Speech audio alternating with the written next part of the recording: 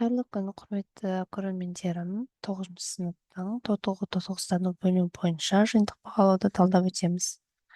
Алғашқы тапсырма келесі қосылыстардың құрамындағы элементтердің тотығу дәрежелерін анықтаңыз.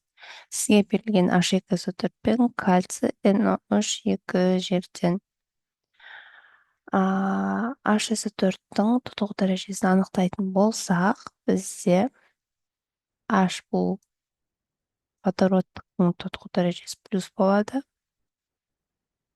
ал SO4-тің тотығу дәрежесі -2-ге тең болады. Бұл жерде көбінде валентлікте өзіндік орын алатын болады. Кальций NO3 екі жерден кальций плюс 2 болады. Ендікін табуымыз керек болады. X-те оны алдық, және оныкі -2. Ендікін бірақ крест-накрест формуласы бойынша тапсақ, бұл бізде плюс 5-ге тең болады.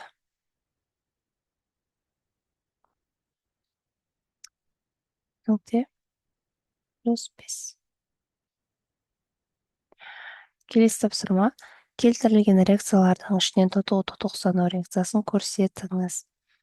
Барлық реакциялардың бірдей тотығу-тотықстану деп айтуға келмейді, керісінше болуы да мүмкін, немесе мүлдем бұл реакцияға жатпауы да мүмкін. Оның барлығын тотығу дәрежелерін анықтап отырып, қайсысы тотығып жатыр, қайсысы тотықстанып жатыр деп табуға болады. Және бұл жерде жауабы В болады.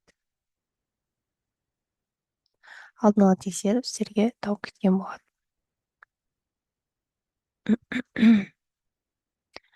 Міне таңдап алған жауабыңыз тотығу-тотықстану реакциясы болуының себебін түсіндіріңіз. Жаңа айтып өткендей, барлық реакция тотығу-тотықстану реакциясына түспейді. Және цинк бізде қалай өзгеріп тұр? Цинк 0, нолевой болған, және ол плюс 2-ге өзгеріп тұр. -2 электрон береді.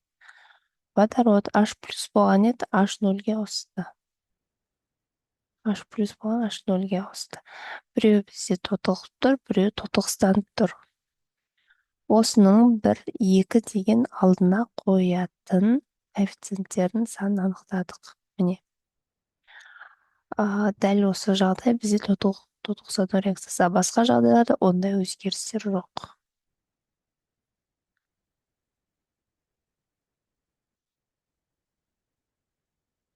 Жақсы, келесі 3-ші сұраққа назар аударыңыздар. Берілген реакцияларды электрондық баланс әдісімен теңестіріңіз.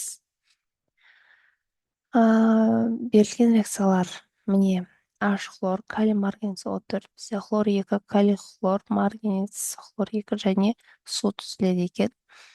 Жақсы, осын жасап көрейік. H хлор әрқайсысының тотығу дәрежесін жазыңыз. Әрқайсының төбесіне тотығу дәрежелерін жазып шықтым. Көріп шықсаңыздар болады. H-тікі плюс 1, хлордікі -1, калийдікі плюс 1, марганецтікі плюс 7, оныкі -2 болады. Дәл сол сияқты қалғандарын да жазып шықтым. Енді жартылай реакцияны жазыңыз дейді. Жартылай реакция дегеніміз сол қайсысы қалай өзгеріп тұр, кім электрон береді, кім электрон алады деген мәселені жазуымыз керек.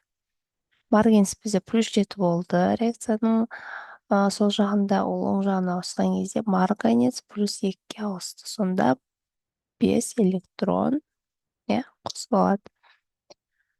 Хлор -1 болып тұрды, және ол хлор нулевойға ауысты. Бұл жерде де 2 электрон.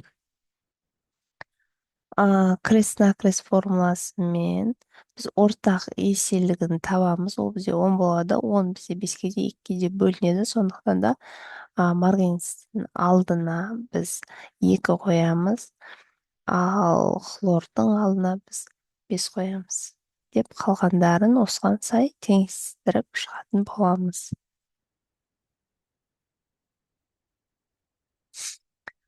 Жақсы ма? Барлығы түсінікті болса, осымен біздің бүгінгі тоғызыншы сыныпқа арналған бжу номер 1-іміз аяқталды. Қандай да сұрақтар болса комментарийға жазыңыздар. Мені қолдап кетуді ұмытпай, подписаться батырмасын басып кетіңіздер. Сіздермен бірге болған химия онлайн арнасы. Қош сау болыңыздар.